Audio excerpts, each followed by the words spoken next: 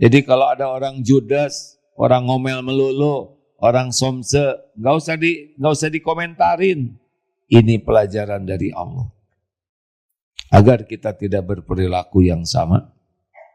Tidak ada yang membahayakan dalam hidup kita selain dosa dan kesalahan diri sendiri. Mau apa kita sibuk dengan dosa dan kesalahan orang lain kalau bukan kewajiban kita untuk melihat dan menyikapinya. Kita adalah korban dari dosa kita sendiri. Rasakan bedanya, hidup akan lebih tenang, hidup lebih bahagia. Kenapa kita bahagia mengingat kebaikan orang? Karena Allah suka kita berterima kasih.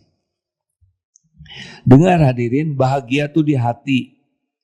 Yang ngebulak-balik hati siapa? Allah. Allah tahu tidak kita lagi mengenang kebaikan orang? Allah tahu tidak kita lagi mengingat-ingat jasa orang? Allah suka tidak?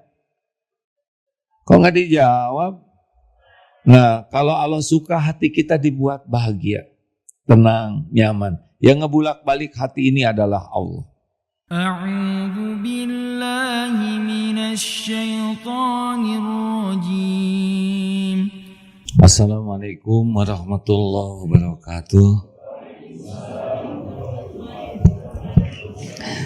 Alhamdulillahi rabbil alamin. Alladzi khalaqal mauta wal hayata liyabluwakum ayyukum ahsanu amala wa huwal azizul ghafur. Allahumma shalli ala sayyidina Muhammadin wa ala alihi wa ashabihi ajma'in. Ya Allah, Allahumma inna nas'aluka ilman nafi'an wa rizqan thayyiban wa amalan mutaqabbalan. Ya Allah, karuniakan kepada kami ilmu yang manfaat, ilmu yang membuat hati kami yakin padamu ya Allah, ilmu yang menjadikan hidup ini seluruhnya jadi ibadah, ilmu yang menjadikan sisa umur kami istiqomah, ilmu yang mengantarkan akhir hayat kami husnul khotimah, ilmu yang menjadi jalan kami jadi ahlul jannah. Ya Allah, wahai yang maha mendengar, lindungi majelis ini dari niat yang salah, dari ilmu yang tidak manfaat, dari amal yang tidak engkau terima. Allahumma inna nas'aluka qalban salima. Ya Allah, kami mohon kepadamu hati yang bersih. Allahumma a'inna ala zikrika wa syukrika wa husni ibadatik. Wahai Allah, tolonglah kami agar menjadi orang yang selalu ingat padamu dimanapun, kapanpun.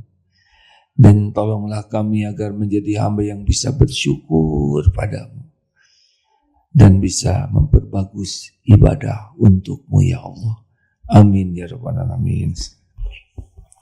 Doalah hadirin. Sayang kalau tidak doa. Allah maha dekat, Allah maha mendengar, Allah maha mengabulkan doa.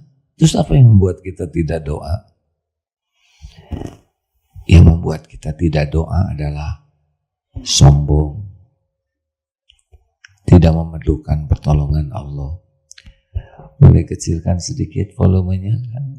Feedback. Ya, terima kasih. Setiap hari kita ketemu orang, gaul dengan orang, harus tahu ilmunya. Setiap gaul dengan orang akan menguntungkan atau merugikan. Apakah gaul dengan orang bisa bikin bahagia? Bagaimana? Bagaimana gaul dengan orang bisa bikin bahagia? Kalau bergaul bisa meningkatkan iman dan bergaul jadi amal soleh, baru bahagia. Tebak, apakah berumah tangga bisa bahagia? Bisa, kalau yang rumah tangganya dijadikan rumah tangga itu jalan penguat iman dan ladang amal soleh. Tapi kalau berumah tangga tidak pakai iman, tidak jadi amal soleh, tidak bisa bahagia. Karena kunci bahagia ada dua, iman dan amal soleh. Jadi bagaimana nih? Nah, karena kita bergaul dengan orang itu punya kebaikan dan punya keburukan, punya kelebihan dan punya kekurangan. Tergantung fokusnya mau apa. Rumusnya 2B, 2L. Santri baru mungkin akan manfaat ini. Yang baru 2 tahun, masih ingat tidak? 2B, 2L. Apa B yang pertama? Berani mengakui kelebihan, kebaikan, dan jasa orang lain. Ini kalau mau jadi iman, nambah iman jadi nambah amal. Ketika ketemu seseorang, cari kelebihannya. Ini bukan berat badan, hadirin. Ini adalah kelebihan yang Allah titipkan. Setiap orang ada kelebihan dan kekurangan. Kelebihannya apa? Kebaikannya apa? Jasanya apa? Fokus ke sana. Rasakan bedanya. Pernah ada seorang anak yang mengeluh bahwa orang tuanya ini enggak baik. Marah-marah melulu. Kalau ketemu paling nyuruh dan melarang. Setiap omongannya enggak enak. Lalu datang ke seorang ulama. Dia merasa kecewa dengan orang tuanya. Kecewa dengan ibunya. Lalu kata ulama ini begini.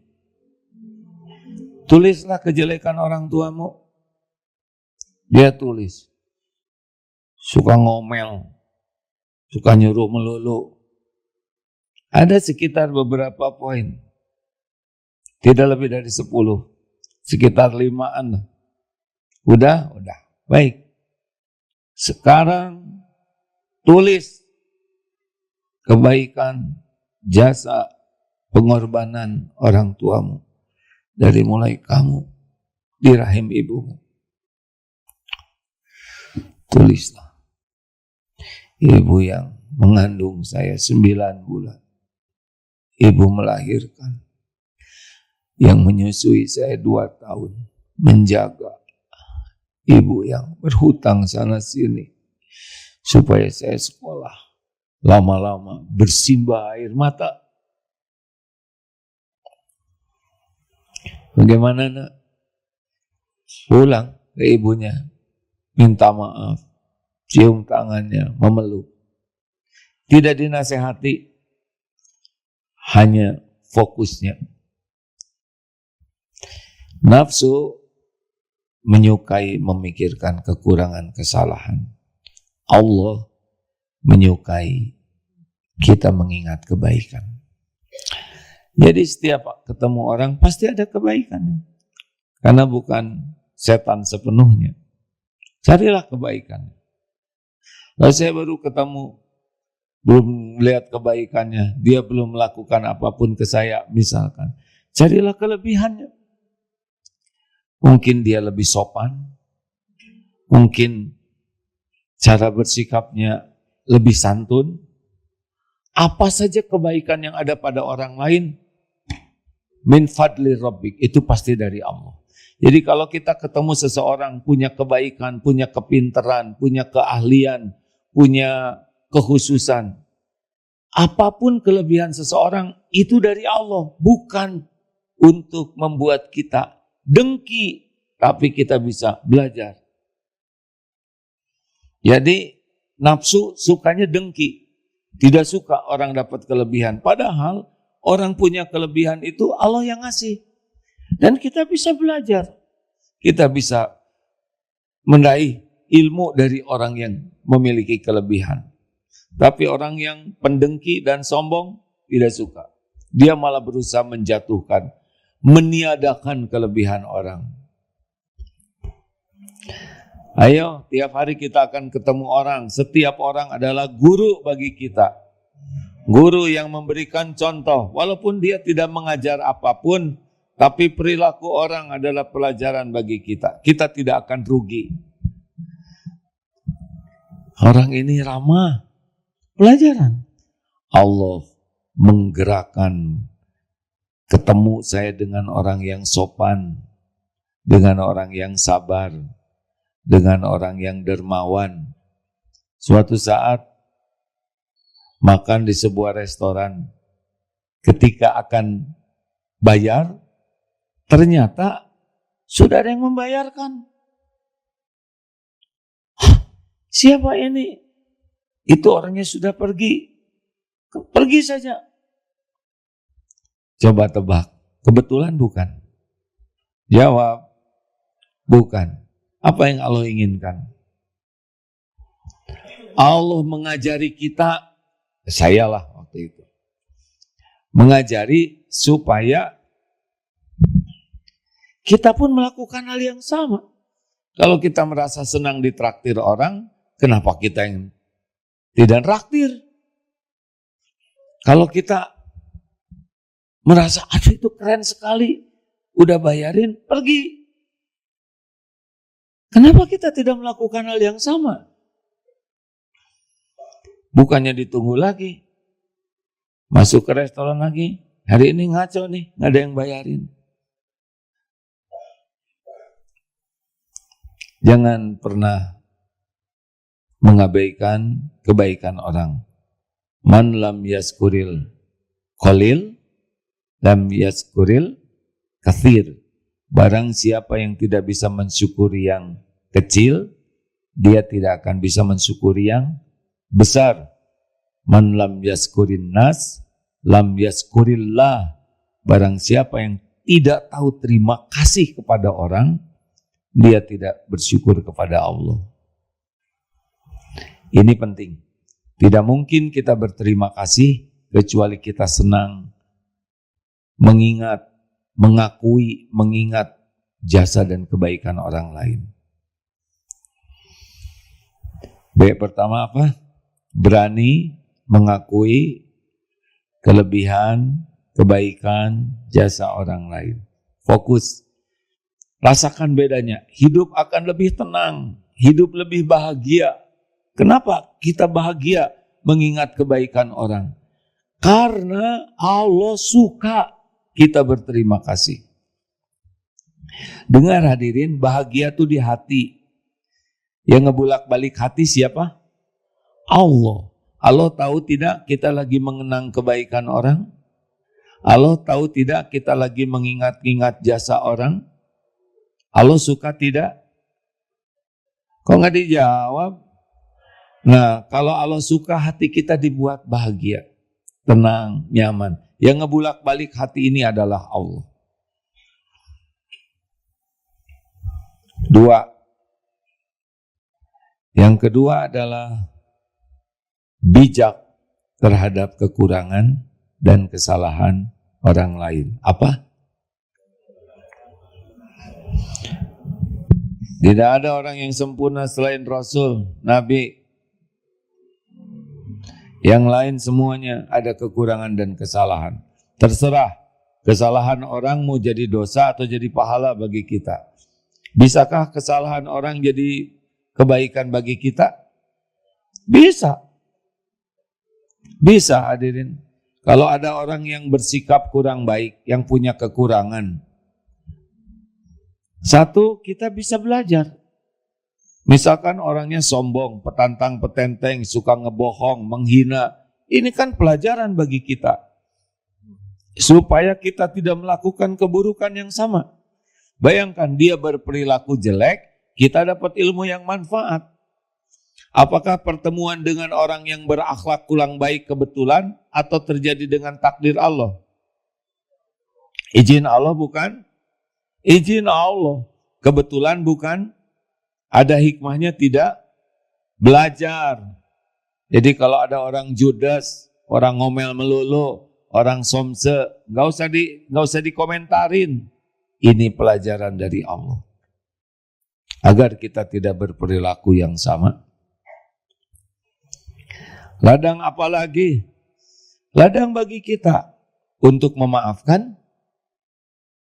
Ladang bagi kita untuk evaluasi diri. Apa nih? Kenapa saya ditakdirkan dengan orang yang sombong? Jangan-jangan Allah nyindir saya nih. Kenapa saya ketemu dengan orang yang nyepet dan saya sakit hati?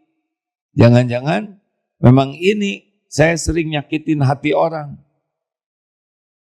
Kenapa saya kok disakitin anak? Jangan-jangan teguran dari Allah, saya kurang berbakti ke orang tua. Jadi setiap perbuatan buruk orang lain jadi ladang evaluasi bagi kita. Bagus kan? Karena tidak ada yang kebetulan. Juga ladang kita membantu. Yang tidak tahu kita bantu jadi tahu. Yang lupa kita bantu supaya ingat. Yang tergelincir kita bantu supaya bisa tegak. Yang terjerumus kita bantu supaya bisa bangkit kembali. Posisi kita bukan menghakimi orang, tapi membantu. Rasulullah SAW Islamnya sendirian asalnya. Ketika mulai dakwah, apakah beliau menghakimi orang semua? Tidak. Membantu yang tidak kenal Allah jadi kenal Allah, yang tidak kenal Islam jadi kenal Islam, yang tidak tahu jadi tahu, yang lupa, yang tergelincir dibantu supaya tobat. Jadi ladang amal. Kita tidak tahu orang yang menyakiti kita ini ujungnya seperti apa. Boleh jadi lebih mulia di sisi Allah. Ini serius hadirin. Misalkan ada orang nyakitin kita. Kita sibuk ingat kesalahan dan kekurangan dia. Kita dendam kepada dia. Padahal orang yang menyakiti kita itu tobat dan melesat. Lebih tinggi derajatnya dari kita di sisi Allah. Kita tetap sibuk berkutat dengan kekurangan dan kesalahannya. Padahal yang bersangkutan sudah tobat, sudah banyak amal solehnya, jauh lebih tinggi kita tertinggal. Bayangkan, kita membenci orang yang disukai Allah. Apa tidak itu bagi kita? Atau jawablah hadirin hanya nyebut. Saya nggak boleh berharap sih, suka jengkel. Apa tidak? Membenci orang yang dicintai Allah. Pasti musibah bagi kita itu. Musibah Pak. Kita disakiti oleh orang tersebut, versi kita ya. Padahal kita disakiti itu biasanya menyakiti diri sendiri. Kita kecewa tentang perbuatannya bulan yang lalu. Sampai sekarang sebel, benci. Padahal sesudah itu beliau tobat. Memperbanyak amal soleh, memperbanyak baca Quran, sedekah, tahajud, memperbanyak kebaikan. Kita kekunci oleh perbuatan yang lalu, seakan dia masih jelek. Padahal beliau sudah lebih tinggi dari kita. Musibah bagi kita. Membenci orang yang dicintai Allah. Jangan anggap remeh orang berdosa hadirin. Maksudnya begini. Jangan anggap remeh orang yang berdosa lalu tobat. Karena innallaha yuhibbut tawwabin wa yuhibbul mutatahhirin. Sesungguhnya Allah sangat mencintai orang yang bertobat dan mensucikan diri. Ini orang berbuat baik, tidak pernah tobat, bahkan merasa sudah baik. Ini orang berbuat salah, terus benar-benar tobat nasuha. Tebak yang mana nih yang lebih baik di sisi Allah? Tuh kan pelan. Tobat. Dia berbuat baik dan merasa sudah jadi baik. Jarang istighfar, jarang tobat. Ini tergelincir berbuat salah. Lalu bersimbah air mata, memelas, menghibah, meminta ampunan Allah. Dia perbaiki dengan banyak amal-amal soleh. Yang ini anteng merasa udah soleh. Ini begitu. Karena orang yang baik itu diperlihatkan oleh Allah kepada dirinya kesalahannya.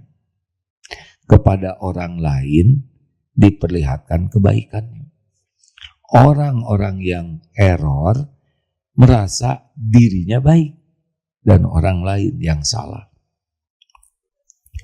Makanya kalau lihat orang punya kekurangan, punya kesalahan, posisi kita bukan menghakimi, tapi membantu. Kita dapat pahala. 3. Yang ketiga, L. Lupakan jasa dan kebaikan diri. Kita harus belajar pikun terhadap jasa dan kebaikan diri. In ahsantum li anfusikum wa in asatum falaha. Jika kamu berbuat baik, kebaikan itu untuk dirimu sendiri. Jadi apa perlunya kita nyebut-nyebut kebaikan kita ke orang lain? Apa perlunya kita ingin pengakuan bahwa kita ini orang baik? Apa perlunya orang lain kita tunggu ucapan terima kasihnya? Apa perlunya kita disebut-sebut sebagai orang baik, orang yang berjasa? Tidak, karena setiap berbuat baik yang paling beruntung siapa? Siapa? Diri sendiri. Kita berbuat baik buat diri sendiri. Kita sedekah. Jangan merasa berjasa. Sebetulnya kita sedekah, itu udah rezeki orang yang disedekahin dari Allah. Hanya kita kepilih jadi jalan. Enggak lewat kita. Kalau Allah mau ngasih ke hambanya, bisa lewat yang lain. Kepilih jadi jalan. Ini udah beruntung. Enggak usah sok penting. Enggak usah sok berjasa. Enggak usah sok udah berjuang. Kepilem aja kita jadi jalan. Udah untung. Maaf ya. Ini lagi ceramah nih Om. Yang pakai Om. Kalau dari ceramah ini dengan izin Allah ada yang jadi paham, jadi tergerak hatinya menjadi lebih baik. Orang ini nggak usah sok merasa berjasa. Sesudah saya ceramahin, apa itu? Enggak, Bapak Ibu jadi baik karena pertolongan Allah, ya saya nggak usah merasa berjasa lah. Ditakdirkan bisa bicara aja, udah untung. Diizinkan bicara yang benar, itu udah untung. Banyak yang gak bisa bicara. Banyak yang bicaranya error. Gak usah merasa berjasa. Ini omongan. Siapa yang paling untung? Yang ngomong. Kalau ikhlas. Kalau benar. Kalau berusaha diamalkan. Makanya just sopan. Tahu just sopan? Jangan sok penting. Just sober. Apa just sober? Jangan sok berjasa. Jaling. Apa jaling? Hah? Jangan linglung. Astagfirullah, ya Allah, ampun ya. Dicatat loh omongan ini oleh malaikat. Gak boleh main-main, jangan hapus lah, gak boleh begitu ya. Astagfirullahaladzim. Hei lelaki, gak usah sok berjasa. Saya sudah berjasa, emang itu kerjaan kita. Ini saya yang membanting-banting tulang, emang saudara tukang daging. Jangan merasa udah beliin rumah, udah ngebiayain anak-anak, udah ngejagain, udah emang begitu ladang amal kita. Dan kita udah dapat pahalanya. Ini sebagian belum begitu nyobain tua ya. Sebagian sudah nyobain. Pak, siap loh.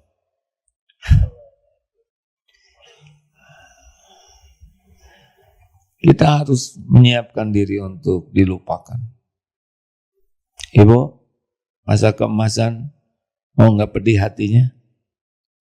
Siap untuk dilupakan. Kita memang sulit lupa ke anak-anak kita. Sulit. Tapi jangan pernah mengharapkan anak-anak selalu ingat kepada kita. Jangan menunggu-nunggu di WA. Jangan nunggu-nunggu disapa. apalagi nunggu diberikan sesuatu, itu akan melukai hati sendiri. Kita hanya nunggu karunia Allah saja, dan kita lakukan yang terbaik. Udah itu lupakan. Jangan merasa sudah membiayai, jangan merasa sudah mendidik, berjuang, berkorban. Gak boleh. Itu hanya melukai diri sendiri. Sudahlah, semuanya ada catatannya. Di Australia ada seorang bapak-bapak 78 tahunan, duduk sendiri di masjid di pojok.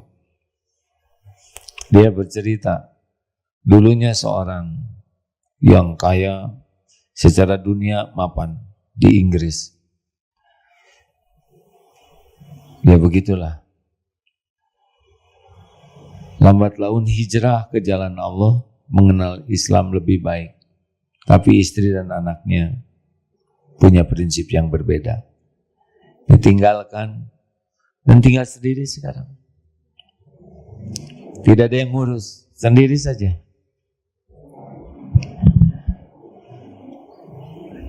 Harus siap. Sudah kalau memang qadarnya seperti ini, teruslah mendekat kepada Allah. Dan beliau istiqomah di masjid, baca Quran, lama ya. Kita harus siap. Hidup ini ada episode-episodenya. Jangan nunggu-nunggu orang lain berterima kasih. Lupakan jasa kebaikan kita. Jangan diingat-ingat. Jangan menanti-nanti orang mengingat kita.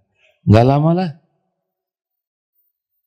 Masih ingat ceramah tentang dilupakan?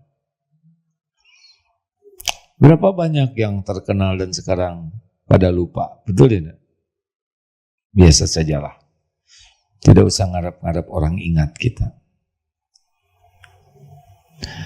Terakhir, L yang terakhir, lihat kekurangan dan kesalahan diri. Tidak ada yang membahayakan dalam hidup kita selain dosa dan kesalahan diri sendiri. Mau apa kita sibuk dengan dosa dan kesalahan orang lain kalau bukan kewajiban kita untuk melihat dan menyikapinya. Kita adalah korban dari dosa kita sendiri. Ingat dalil yang tadi Al-Isra ayat 7, in ahsantum li anfusikum wa in asatum falaha. Jika kamu berbuat baik, kebaikan itu untuk dirimu sendiri. Jika kamu berbuat jahat, maka kerugian, keburukannya juga untuk dirimu sendiri. Jadi, siapa sih yang paling berbahaya dalam hidup kita? Jawab. Siapa yang paling membuat kita menderita? Diri sendiri, dosa sendiri, kesalahan sendiri. Kita tidak bisa berubah karena merasa korban orang lain. Padahal kita korban diri kita sendiri. Kenapa? Karena kita tidak mau tobat. Kalau kita tidak tobat, maka setiap dosa dan kesalahan kita berbondong-bondong itu kembali kepada kita. Dalam aneka bentuk, gelisah, cemas, sakit hati, sedih, capek gak ada habis-habisnya, dizolimin orang, bertubi-tubi. Mayusiba muslima min nasabin, wala wasabin, wala hammin, wala husnin, wala ghamin, wala adan, wala ghamin, hatta syaukati yusakuha, illa kafarallahu biha min khatayah.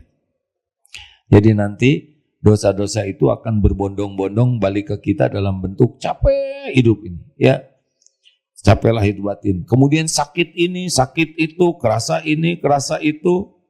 Lalu cemas, galau, GTA. Lalu sedih, nelangsa, sakit hati. Terus ada yang gangguin, ada teman, tetangga, suami, istri. Pokoknya kita tuh merasa hidup terganggu. Itu semua diundang oleh dosa. Lalu serba susah, ini susah, itu susah. Makanya obatnya adalah tobat. Terus tobat.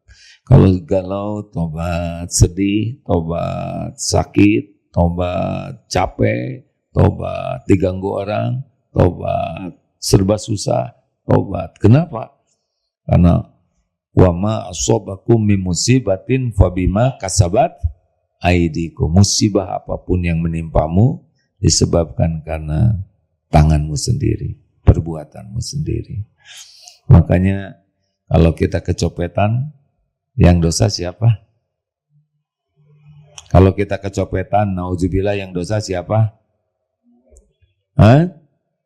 Copet. Tapi itu urusan dia. Kenapa kita kena kecopetan?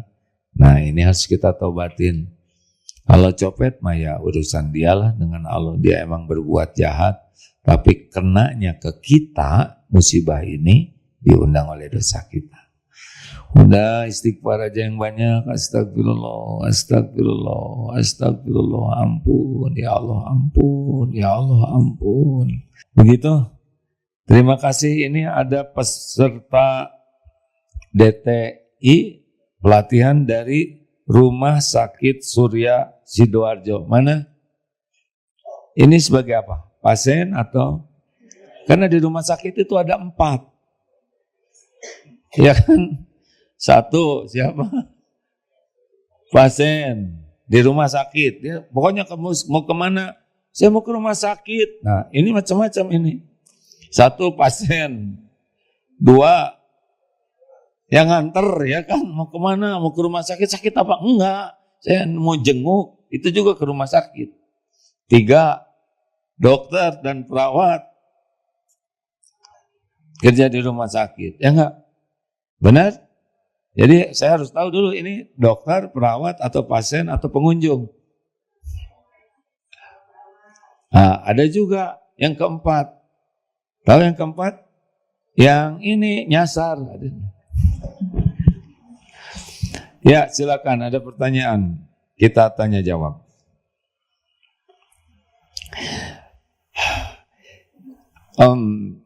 Bencana di Sumatera, kita tidak boleh kehilangan kesempatan untuk beramal. Di sana diuji dengan bencana alam, kehilangan banyak hal. Kita diuji dengan keamanan, keselamatan, kesehatan, kelapangan, kemudahan. Ini juga ujian. Kita juga diuji. Sangat boleh jadi saudara kita di sana betul-betul banyak menjerit kepada Allah.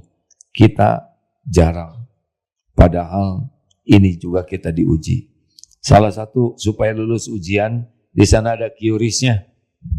Segera aja nih. Ada QRIS-nya. Saya nggak boleh nyuruh orang sebelum saya melakukan sendiri.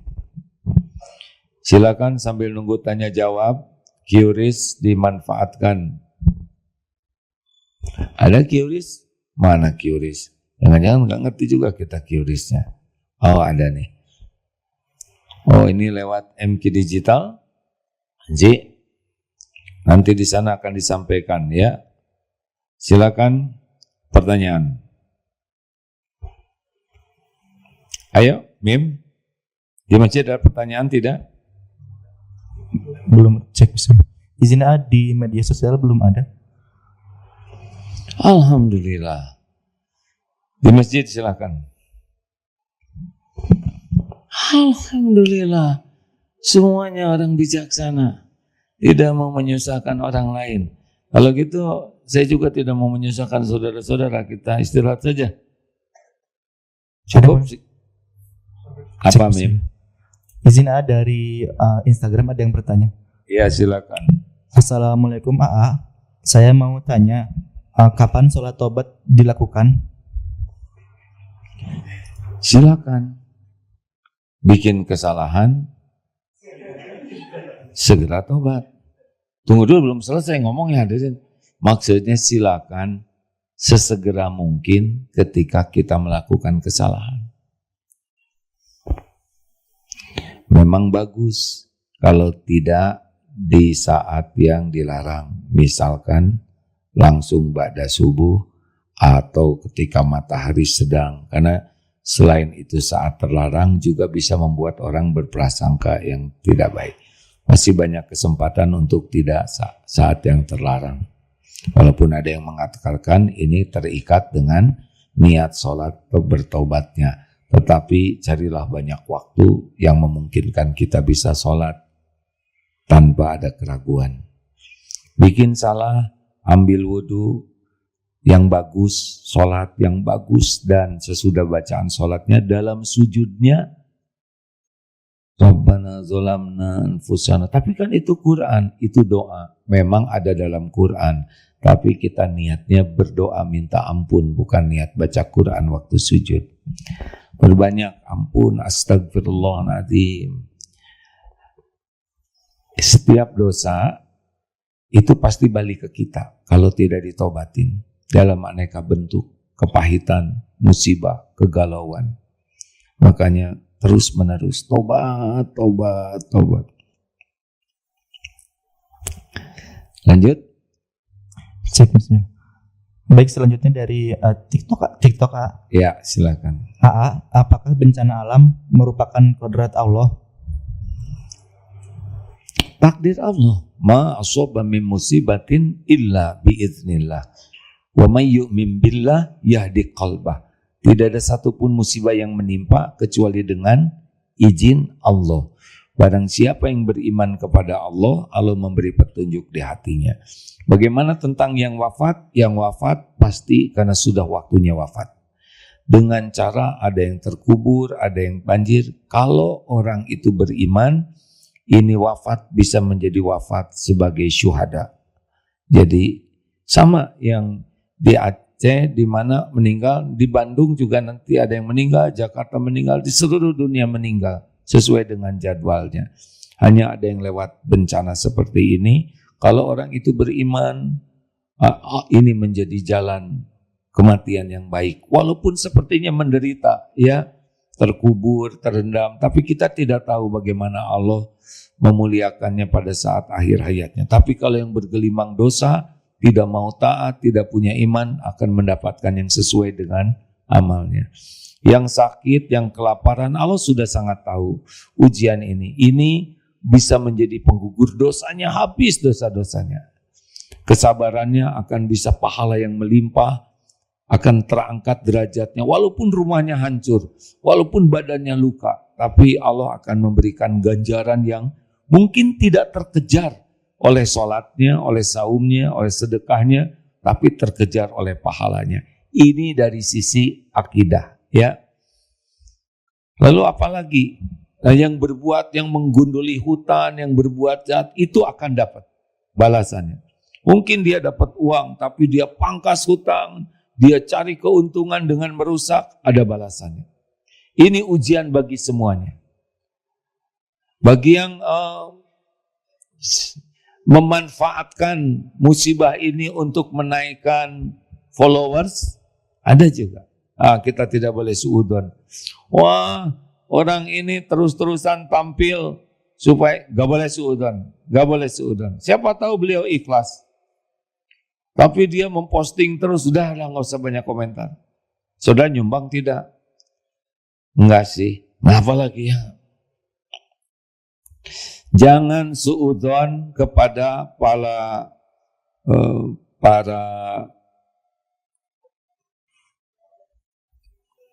influencer, tokoh-tokoh yang tampil, yang terus berada di sana. Jangan suudzon. Kita nyumbang, enggak ke sana, enggak, malah suudzon, ya kan?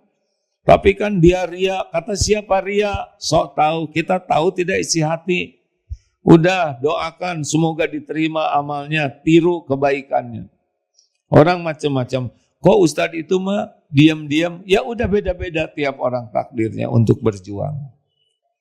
Kalau orang yang sudah terkenal itu bagus untuk bisa keterkenalannya, takdir, kan terkenal tuh takdir Allah, ya. Ada yang pengen terkenal tapi nggak terkenal. Dia pengen viral, udah stakar kebok, ternyata viralnya antara anaknya aja yang dua itu. Ada yang nggak pengen viral, lagi nyolong, viral lagi. Jadi kalau saudara diuji oleh Allah dengan takdirnya terkenal, gunakan keterkenalannya itu untuk membuat orang ingat kepada bencana ini dan beramal. Tapi kepada yang tidak terkenal, langsung posting di sana lalu menenggelamkan diri. Ini apa-apaan, udah gak ada yang lihat, tenggelam lagi. Bagi saudara-saudara yang memang mau tampil di sana, niatnya luruskan ya, dan tidak usah pakai acting. Udahlah, nggak usah mikirin. Pokoknya berbuat yang terbaik. Kita jangan suudzon, tetapi yang sedang berjuang di sana lakukan aja yang terbaik. Kalau ikhlas nanti Allah akan perlihatkan keikhlasannya.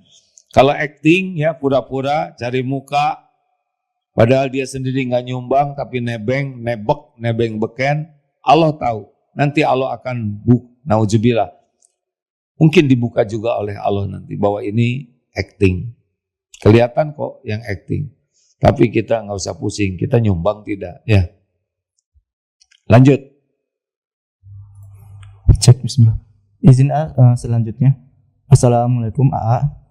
Bagaimana cara sholat istikharah yang betul? Selama ini sholat istikharah tapi tidak nampak petunjuknya AA.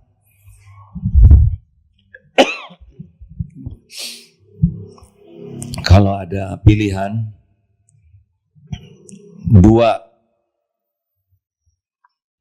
ada dua pilihan. Satu musyawarah, yang kedua istikharah. Musyawarah dengan ahlinya. Kalau pilihannya hanya satu istikharah jangan. Kalau pilihannya satu istikharah tidak. Kan? Yang mana Pak? Istikharah atau tidak? Ya, ini mau nikah calonnya cuma satu, yaitu suami orang. Istikharah tidak? Istikharah antara iya dan tidak, tetap. Ini adab. Saya belum hafal ya doa istikharahnya, tapi sholat biasa. Ambil wudhu, kuncinya sempurnakan wudhunya. Kemudian sholatlah dengan tumanina.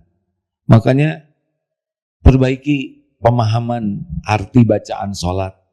Supaya sholat itu benar-benar berkualitas. Jangan hanya pada waktu minta dipilihinnya, padahal sholatnya gak ngerti, gak khusyuk. Seperti sholat tobat. Dia mau sholat untuk bertobat, tapi sholatnya gak diperbaiki. Hanya mau tobatnya aja, itu pun sudah baik. Ya, Allah udah tahu kita mau tobat dan Allah pasti menghargai. Tetapi kualitas sholatnya diperbaiki. Di antaranya adalah arti bacaan sholatnya paham tidak? Itu akan lebih enak. Silakan Dek. Bapak, ya silakan. Boleh dipinjamkan mikrofonnya? Bisa pelan, bisa cepat. Nah, boleh duduk juga. Ya. Assalamualaikum warahmatullahi wabarakatuh. Waalaikumsalam warahmatullahi wabarakatuh. Terima kasih. Mohon izin bertanya. Ini tentang sholat taubat. Jadi sekiranya jika kita habis berbuat salah atau dosa, pasti masih aja lah ya. Kalau kita, saya berharap nggak ikutan. Baik, kita lanjutkan. Jika ini setelah berbuat dosa, pastinya kita akan istighfar atau ya, dan sholat taubat. Tapi jikalau pastikan kita juga tidak tahu dalam hari ini, meskipun sekiranya pagi ini tadi kita sudah sholat taubat, nanti sekiranya siang kita berbuat dosa lagi, terus kita ingat kita itu telah berdosa, langsung kita bertaubat lagi. Begitupun seterusnya. Apakah di sini ada batasan untuk sholat taubat? Apakah Allah itu tidak mengira bahwa awal itu berasumsi bahwa kamu itu loh taubatnya cuma main-main atau seperti apa? Mohon arahannya Ustaz. Terima kasih. Tobat aja terus Mas. Kalau tobatnya baik nanti dihalang-halangi oleh Allah berbuat dosa. Berbaik sangkalah Allah Maha Pengampun. Dan berbaik sangkalah bahwa dengan kita tobat, Allah menolong kita. Jadi aslinya begini ya. Kenapa kita sekarang tidak maksiat? Karena Allah melindungi. Ini ngumpul-ngumpul nista itu perlindungan Allah. Nah, sholat nista itu perlindungan Allah. Nah, sholat itu inna sholata tanha anil fahsya'i wal munkar. Sholat itu mendatangkan perlindungan Allah. Aduh, gimana ya saya supaya tidak berbuat dosa pagi tadi nih. Ini sekarang masih mungkin nih. Supaya kita tidak babak belur hari ini melakukan maksiat, pagi ini dari ibadah subuh itu ada wirid-wirid, zikir-zikir yang kalau kita baca jadi benteng. Kayak kita punya proteksi, perlindungan, penjagaan, jaminan dari Allah. Makanya kalau pada subuh ini sampai syuruk nanti diusahakan ini zikir al-maksurat, zikir yang maksur maksudnya. Karena ada zikir-zikir yang tadinya mau ditipu nggak jadi, yang tadinya mau dirampok nggak jadi, yang tadinya bakal digigit anjing tidak jadi, yang tadinya akan berbuat tergelincir maksiat tidak jadi. Kenapa? Karena dijaga oleh Allah baik dari luar maupun dari dalam. Maksudnya dari dalam, dari nafsu kita. Nah makanya Mas, kalau pengen hidup ini, hari ini aman, ini ada seorang sahabat Nabi, didatangi oleh teman-teman, maaf aku kurang ingat namanya ya. Beliau sedang zikir, bertasbih sampai syuruk. Ketika ditanya, belum syuruk nih, sudah terbit belum matahari? Belum. Zikir lagi. Ketika ditanya, udah terbit belum? Udah. Alhamdulillah. Hari ini aman. Padahal baru subuh. Tapi kenapa nyebut aman sampai hari ini? Karena beliau sudah berzikir, wirid, dengan zikir yang dijanjikan akan diberikan perlindungan oleh Allah. Jadi keamanan hari kita hari ini sangat bergantung nih. Dari habis subuh kita zikirnya ada enggak kita pakai? A'udzu bikalimatillahi tammati min syarri ma khalaq. Bismillahilladzi la yadurru ma'asmihi syai'un fil ard wala fis sama'i wa huwas samiul alim. Banyak Allahumma afini fi badani, Allahumma afini fi sam'i, Allahumma afini fi basari, Allahumma afini fi qalbi, Allahumma anta rabbi la ilaha illa anta khalaqtani wa ana abduka wa la. Gimana? Jadi lupa begini. Abu laka bi nikmatika alayya wa abu bidambi faghfirli fa innahu la yaghfiru dzunuba illa ant. Itu kalau kita pakai zikir itu meninggal nih siang jamin surga. Asal bacanya dengan yakin. Sudah ada beberapa zikir wirid yang disiapkan pagi dan nanti durasinya sampai sore. Sore baca lagi, durasinya sampai pagi. Jadi kalau siang ini banyak masalah, ribet, emosional, tergelincir, mesti dia nggak pakai zikir proteksi. Kalau malam nanti ribut, bertengkar, wah ada masalah malam-malam. Jadi itu mesti sorenya nggak wirid. Sebab kalau sorenya zikirnya bagus, dijaga itu malam. Suami istri yang bertengkar malam-malam, yakin nggak zikir?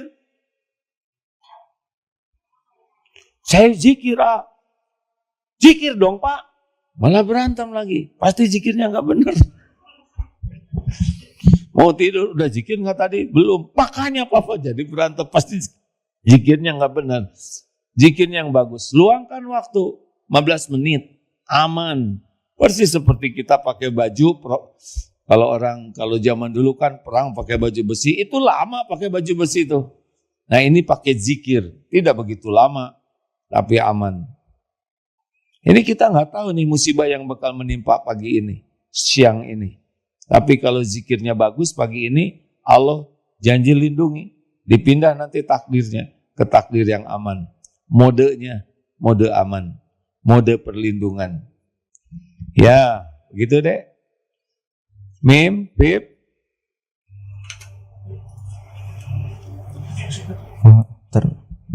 Cek bismillah.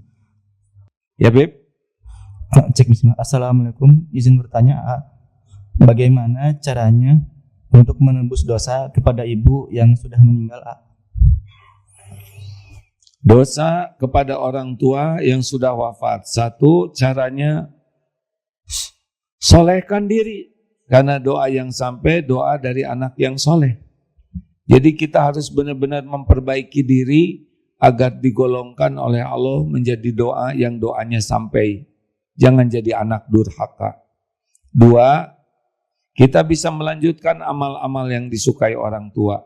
Orang tua suka sedekah, misalkan tiap pagi lanjutkan kebaikan-kebaikan yang biasa dilakukan oleh orang tua, lanjutkan supaya pahalanya juga mengalir. Melanjutkan kebaikan yang diinisiasi, yang dicontohkan oleh orang tua. 3, kita bisa bersedekah untuk orang tua. Ya, walaupun ada beberapa pendapat yang, tapi misal begini, bolehkah saya sedekahkan baca Al-Quran saya untuk orang tua? Ada sebagian ulama yang kita niatkan baca Quran. Atau baca Quran, ya Allah sekiranya saya dapat pahala, berikan juga pahala kepada orang tua. Doa. Lalu kunjungi, berbuat baik. Ini penting ini. Banyak yang suka tidak paham. Harus baik kepada orang yang baik ke orang tua. Misalkan teman-temannya, saudara-saudara ibu, teman-teman ibu, atau siapa yang selama ini menyayangi dan mengurus ibu, berbuat baik. Salah satu ciri anak yang bakti ke orang tua adalah berbuat baik kepada yang berbuat baik ke orang tua. Karena itu akan memperpanjang kebaikannya. Kalau belum haji dan sudah niat haji, hajikan. Ya, di antaranya itu. Terakhir, dari masjid, silakan. Ada yang di masjid, tolong. Ada panitianya.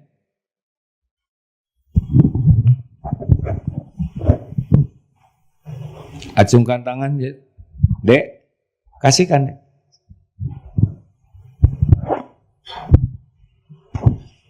Bismillahirrahmanirrahim. Assalamualaikum warahmatullahi wabarakatuh. Waalaikumsalam warahmatullahi wabarakatuh. Izin santri pada bertanya. Bagaimana cara menjadi seorang pemimpin yang baik? Baik aja. Jadi pemimpin yang baik. Ini mah ceramah lagi dong, sejam lagi.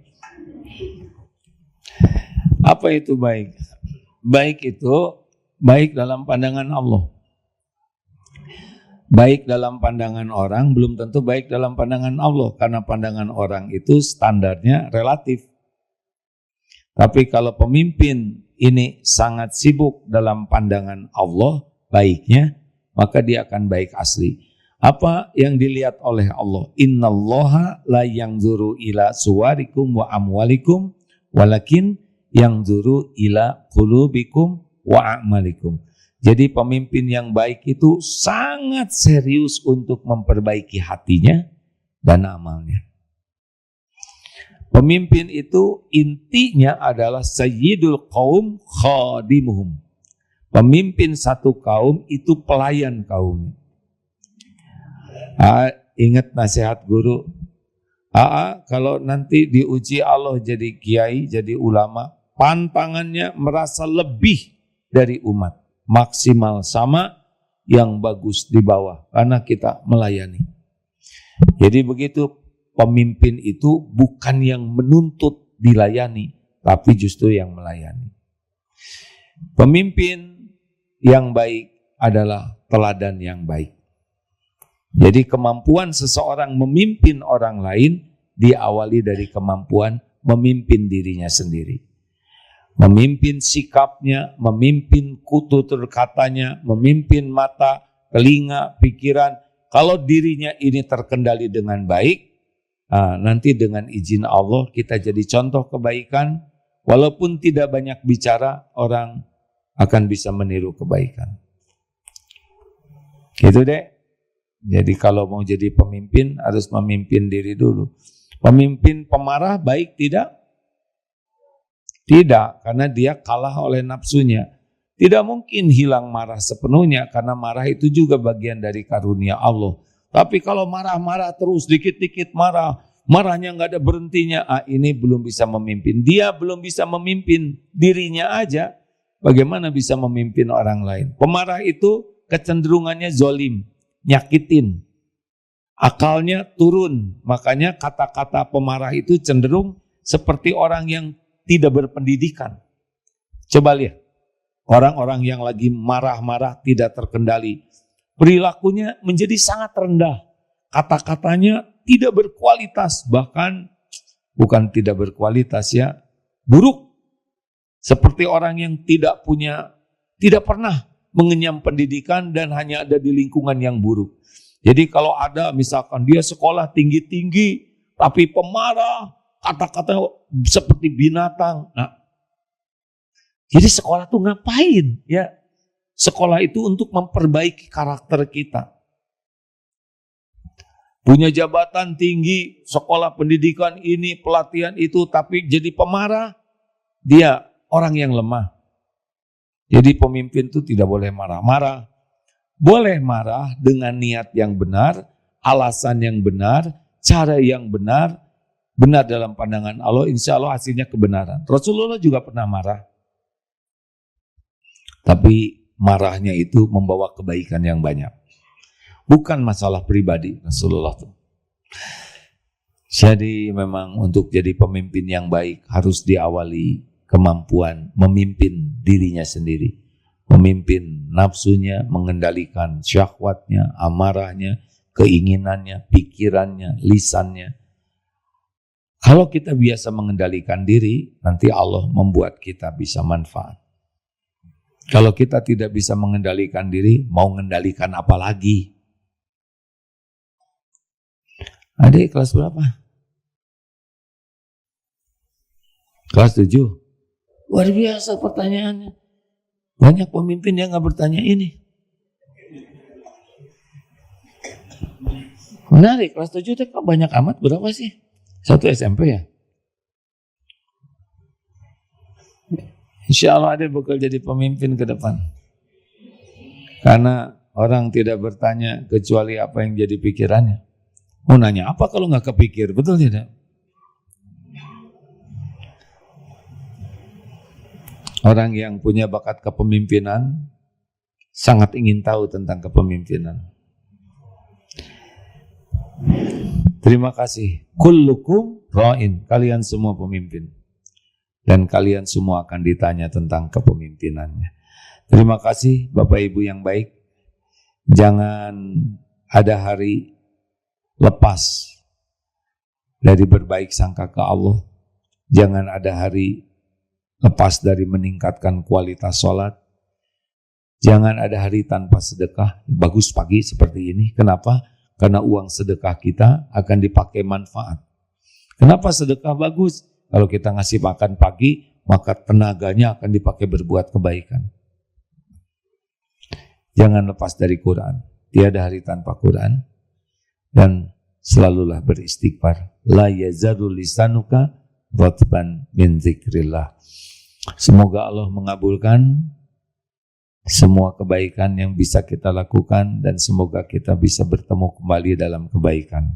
Subhanakallahumma bihamdik asyhadu alla ilaha illa anta astaghfiruka wa atubu ilaik. Assalamualaikum warahmatullahi wabarakatuh.